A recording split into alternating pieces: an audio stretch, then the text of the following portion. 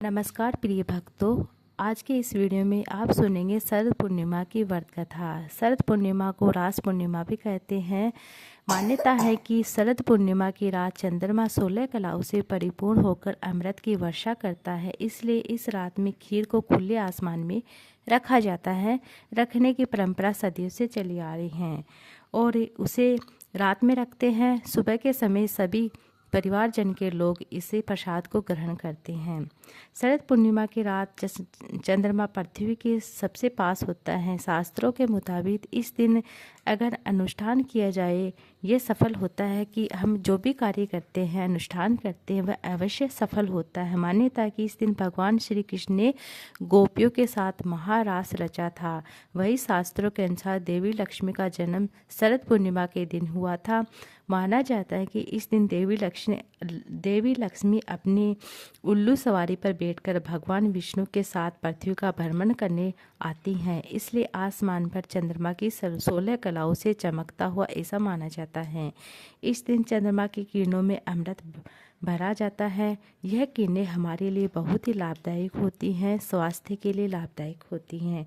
शास्त्रों के अनुसार शरद पूर्णिमा के दिन महालक्ष्मी भगवान विष्णु के साथ गरुड़ पर बैठकर पृथ्वीलोक में भ्रमण करने के लिए आती हैं। मान्यता है कि अपने भक्तों पर अपनी कृपा सदैव बरसाती है। मान्यता है कि जिस घर में अंधेरा या सोया हुआ प्राणी रहता है, माता लक्ष्मी उनके दरवाजे से लौटकर वापस चली जाती हैं। और जिनके घर में रोशनी होती हैं और जो जागरण करते हैं, उनके घर में माँ लक्ष्मी की कृपा रहती है। माँ लक्ष्मी की कृपा से लोगों को कर्जों से मुक्ति मिलती है।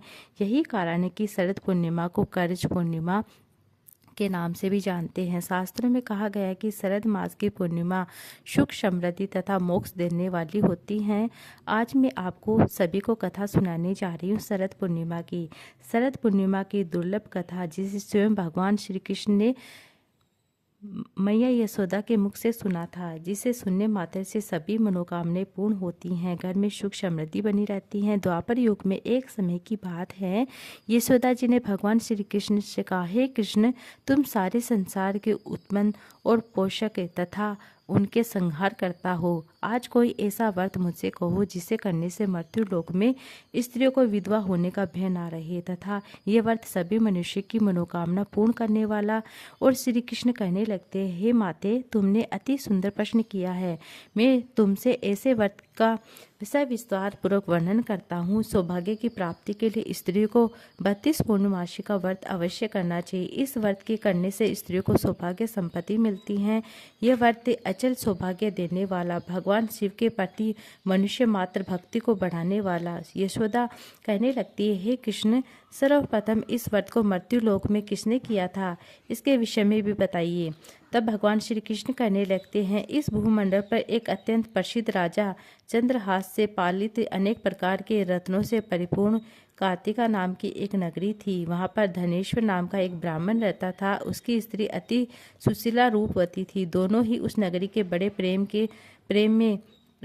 के साथ रहते थे। घर में धन धान्य आदि की कोई कमी नहीं थी। उनके एक बड़ा दुख था कि उन्हें कोई संतान नहीं थी। इस दुख से वह अत्यंत दुखी रहते हैं। एक समय बड़ा तपस्वी योगी उस नगरी में आया। वह योगी उस ब्राह्मण के घर को छोड़कर अन्य सब घरों में भिक्षा मांगकर भोजन बनाता है, खाता ले जाता है। रूपवती से भिक्षा नहीं ली तो उस योगी ने एक दिन रूपवती से भिक्षा ना लेकर किसी अन्य घर में भिक्षा लेने चला जाता है। गंगा के किनारे जाकर और उस भिक्षा से प्रेम पूर्वक खा रहा था। धनेश्वर ने योगी का यह सब कार्य किसी प्रकार से देख लिया और अपनी भिक्षा के अनादर से दुखी होकर धनेश्वर योगी से बोला, महात्मा, आप सब घरों में भिक्षा लेने के लिए जाते हैं, परंतु मेरे घर भिक्षा कभी नहीं लेते, इसका क्या कारण है? योगी ने कहा कि निसंतान के घर की भीख पतित के अन्न के तुल्य होती है। जो पतित का अन्न खाता वह पतित हो जाता है। क्योंकि तुम निसंतान हो, तुम्हारे घर में कोई संतान नहीं, अतः पतित हो जाने के भय से मैं तुम्हारे घर में भिक्षा नहीं लेने आता हूँ। धनेश्वर ये बात सुनकर अपने मन में बहुत दुखी हुआ और हाथ जोड़कर योगी के पैरों पर गिर पड़ता है और भाव में कहने लगता है, हे महात्मा राज, यदि ऐसा है तो आप मुझे पुत्र प्राप्ति का उपाय भी बताइए। जो कि सर्वज्ञ हैं। आप सब कुछ जानते हैं, मुझ पर अवश्य ही कृपा कीजिए। धन की मेरे पास कोई कमी नहीं है, परंतु मेरे कोई संतान नहीं है। मैं पुत्र इच्छा चाहता हूँ और इसी के कारण मैं दुखी हूँ। आप मेरे इस दुख का हरण कीजिए। आप और सामर्थ्यवान है। यह सुनकर योगी कहने लगते हैं कि हे ब्राह्मण, तुम चंडी की आराधना करो। घर आकर उसने अपनी स्त्री से सब वृत्तांत कहा। स्वयं तप के निमित्त वन में चला जाता है। वन में जाकर उसने चंडी की उपासना की। चंडी ने 16वें दिन उसको स्वप्न में दर्शन दिया कि काहे धनेश्वर, जा तेरे पुत्र होगा, परंतु 16 वर्ष की आयु में ही मृत्यु हो जाएगी। यदि तुम दोनों स्त्री पुरुष 32 पूर्णिमासी का व्रत करोगे तो विधि विधान से वह दीर्घ आयु का हो जाएगा। जितनी तुम्हारी सामर्थ्य हो आटे के दिए बनाकर शिव का पूजन करो, परंतु पूर्णमासी को 32 हो जाने चाहिए। प्रातःकाल होने पर इस स्थान के समीप तुम्हें एक आम का वृक्ष दिखाई देगा। उस पर तुम चढ़कर एक फल तोड़कर शीघ्र अपने घर चले जाना। अपनी स्त्री के सब वृत्तांत कहना, परंतु स्नान के पश्चात वह स्वच्छ होकर भगवान शंकर का ध्यान करके उस फल को खा लेगी। तब शंकर भगवान की कृपा से उसे गर्भ ठहर जाएगा। ये ब्राह्मण प्रातःकाल उठा, उस स्थान पर एक आम का वृक्ष देखता है जिस पर एक अत्यंत ही सुंदर आम का फल लगा हुआ था। उस ब्राह्मण ने उस आम के वृक्ष पर चढ़कर उसको फल को तोड़ने का प्रयत्न किया, परंतु वृक्ष पर कई बार प्रयत्न करने के बाद वह फल नहीं तोड़ पाता है। तब उस ब्राह्मण ने बहुत चिंता हुई। विघ्न विनाश भगवान श्री गणेश की वंदना करने लगता है। दयानिधि, अपने भक्तों के विघ्नों का नाश करने वाले, मंगल कार्यों को करने वाले, दुष्टों का नाश करने वाले, रिद्धि सिद्धि के दाता, आप मुझ पर कृपा करके इतना बल दे कि मैं अपने मनोरथ को पूर्ण कर सकूं। इस पर भगवान श्री गणेश जी उनकी प्रार्थना स्वीकार करते हैं। उनकी कृपा से धनेश्वर वृक्ष पर चढ़ जाता हो, उसे एक अति सुंदर आम का फल ले जाता है। उसे विचार किया कि जो वरदान, जो फल मिला है वह यह है, कोई फल दिखाई नहीं देता। उस धनेश्वर ब्राह्मण ने जल्दी से उस फल को तोड़कर अपनी स्त्री को लाकर दिया।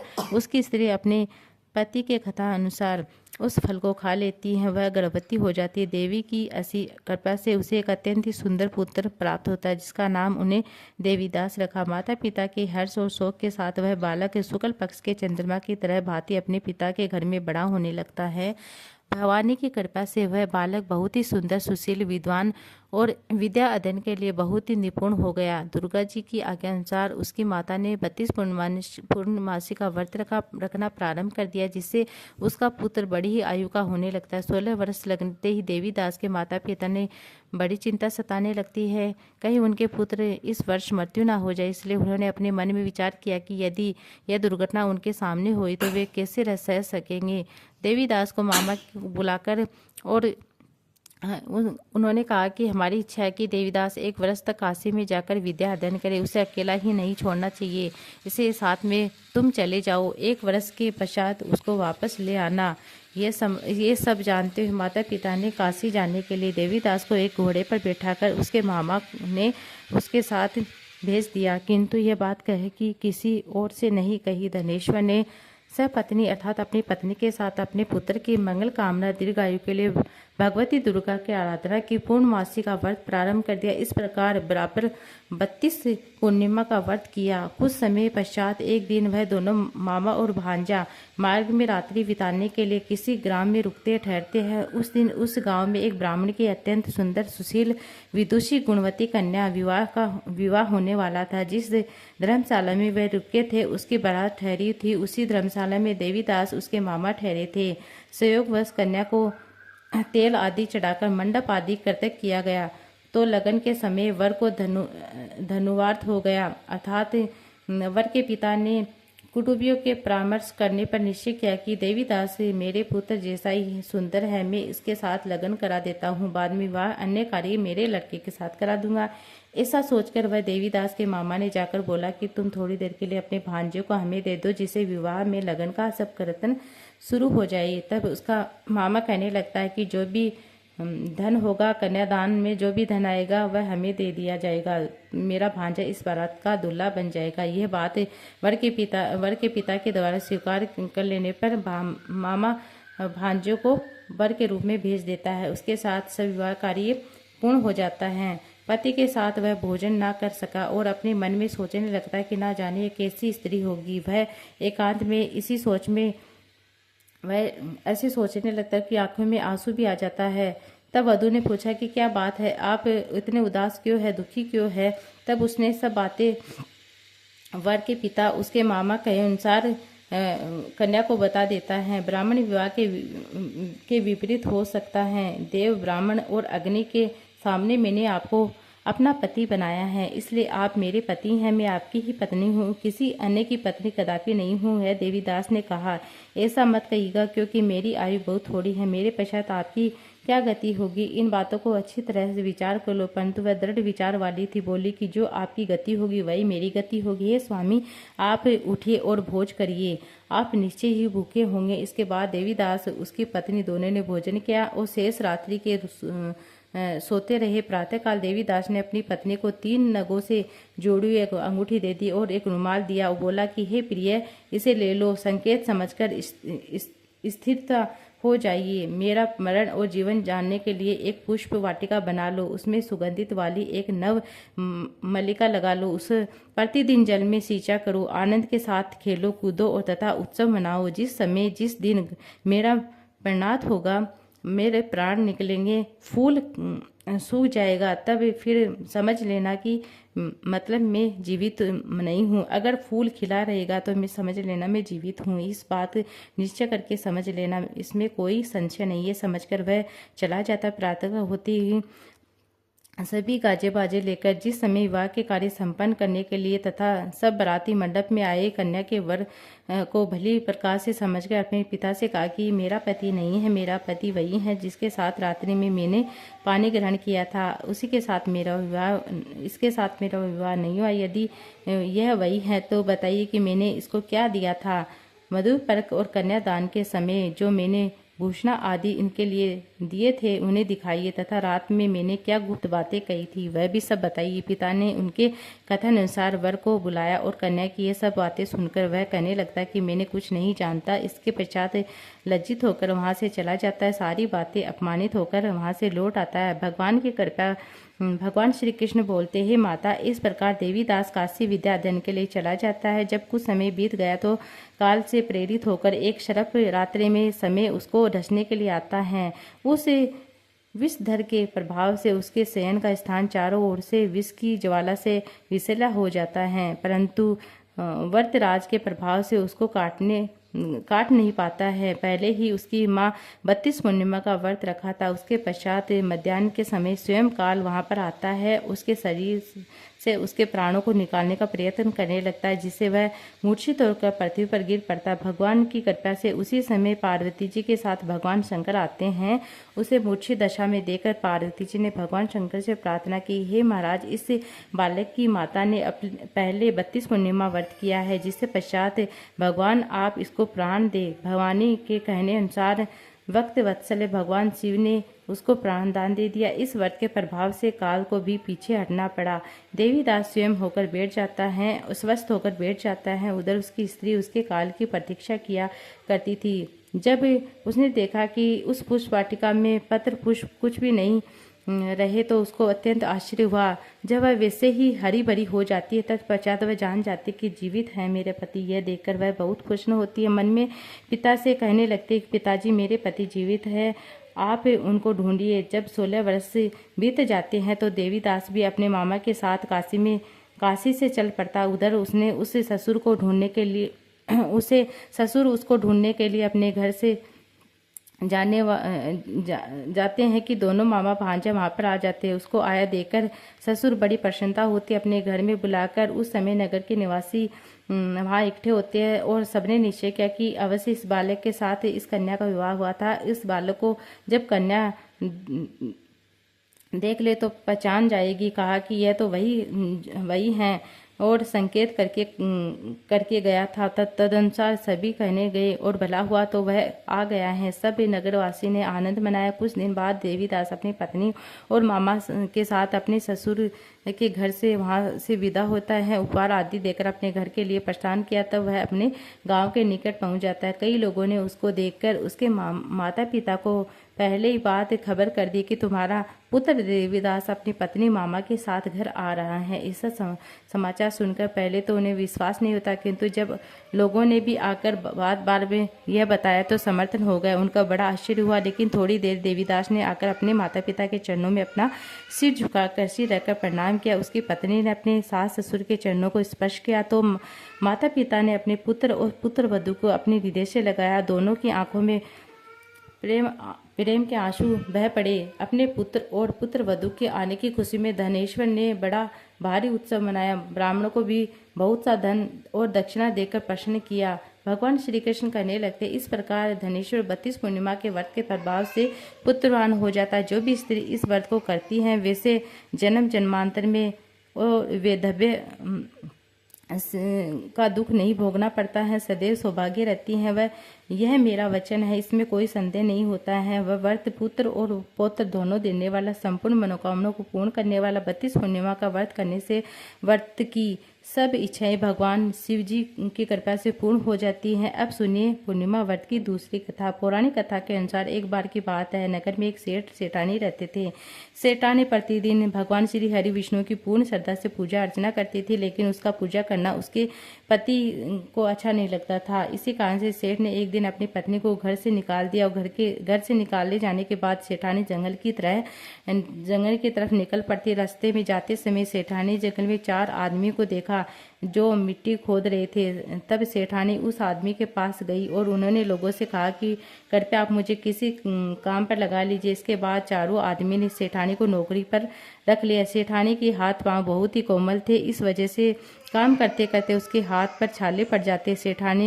सेठानी के हाथों को देखकर चारों आदमी ने कहा कि तुम यह काम छोड़ दो, तुम किसी अच्छे खानदान की लगती हो, इसकी जगह तुम हमारे घर में काम में हाथ बटा दो। सेठानी इस काम के लिए भी राजी हो जाते। फिर वे चारों आदमी सेठानी को अपने घर ले जाते। चारों आदमी हर दिन 4 मुट्ठी चावल लाते हैं और आपस में बांटकर उसे खा लेते हैं। यह देखकर सेठानी को बहुत बुरा लगा। अगले दिन सेठानी चारों से कहा कि सुनो भाई, तुम लोग कल से 4 मुट्ठी की जगह 8 मुट्ठी चावल लेकर आना। सेठानी के कहे अनुसार चारों आदमी अगले दिन 8 मुट्ठी चावल लेकर आए। उस चावल से सेठानी ने पकाकर सबसे पहले भगवान विष्णु को भोग लगाया, फिर चारों आदमियों को परोसा। जब चारों आदमी ने उस भोजन को खाया तो उन लोगों को बहुत स्वादिष्ट लगा। उन्होंने सेठानी से कहा कि बहन, आज तो तुमने खाना बनाया है, ये बेहद ही स्वादिष्ट है। इस पर सेठानी ने कहा कि ये भोजन भगवान विष्णु का जूठा है, इस वजह से आपको स्वादिष्ट लगा है। उधर जेठानी के जाने के पश्चात जेठ भूखा रहने लगता है। आसपास के लोग इसे देखने ताने भी मारने लगते हैं। यह आदमी सिर्फ अपनी पत्नी की वजह से ही भोजन किया करता था। ऐसा बार बार सुनने के बाद एक दिन अपनी पत्नी की तलाश में जंगल की तरफ निकल पड़ता है। रास्ते में सेठ को मिट्टी खोदते हुए कई 4 आदमी दिखाई देते हैं। देखते सेठ ने कहा कि भाई, क्या तुमने मुझे काम पर रख लोगे? तब चारों आदमी ने उसे काम पर रख लिया, किंतु मिट्टी खोदने से सेठ के हाथों में भी छाले पड़ जाते हैं तो उनके बाल भी उड़ गए। देखकर चारों आदमी सेठ पर दया करते हैं। उसे कहा कि सुनो भाई, तुम इस काम को छोड़कर तुम किसी अच्छे घर के लगते हो, तुम हमारे घर चलो, हाँ कुछ काम कर लेना और हाथ बटा देना। सेठ ने उन चारों की बात मान ली, उन्हें साथ उनके घर गए। परंतु पहुंचने के बाद सेठ ने जैसा ही सेठानी को देखा वह पहचान गई, लेकिन सेठानी घूंघट में थी, सेठ के चेहरे को नहीं देख पाई। इस वजह से वह अपने पति को नहीं पहचान पाई। हर दिन की तरह सेठानी ने भोजन बनाया, विष्णु भगवान को भोजन लगाया और सभी को खाना परोसने लगी। जैसे सेठानी सेठ को भोजन देने लगी, तब स्वयं भगवान विष्णु ने सेठानी का हाथ पकड़ लिया और कहा कि यह तुम क्या कर रही हो? यह सुनकर सेठानी ने कहा कि मैं कुछ नहीं कर रही हूँ, मैं तो बस भोजन दे रही हूँ। भगवान विष्णु ने मेरा हाथ पकड़ लिया। तब सेठानी से चारों आदमी ने कहा कि हमें भी भगवान विष्णु के दर्शन कराओ। इसके बाद सेठानी का हाथ जोड़कर भगवान विष्णु से अनुरोध करने लगती है, प्रभु आज मेरी तरह इन्हें भी दर्शन देता। भगवान विष्णु प्रकट होते हैं। इस दृश्य को देखकर सेठानी ने क्षमा मांगी और अपने घर 7 चलने को कहा। फिर चारों भाइयों ने बहुत सारा धन देकर अपनी बहन को विदा किया। इस घटना के बाद सेठ भी भगवान विष्णु के भक्त बन गए। उनकी श्रद्धापूर्वक करते हुए पूजा करने लगे। ऐसा करने से सेठानी के घर में धन की वर्षा होने लगती। मान्यता की पूर्णिमा का व्रत रखा। इस कथा को सुनने से भगवान विष्णु अति प्रसन्न होते हैं। सभी घर धन से भर देते हैं, सभी के दुख हर लेते हैं। प्रेम से बोले भगवान विष्णु की जय। प्रेम से बोले श्री नारायण भगवान की जय। ओम नमो भगवते वासुदेवाय नमः।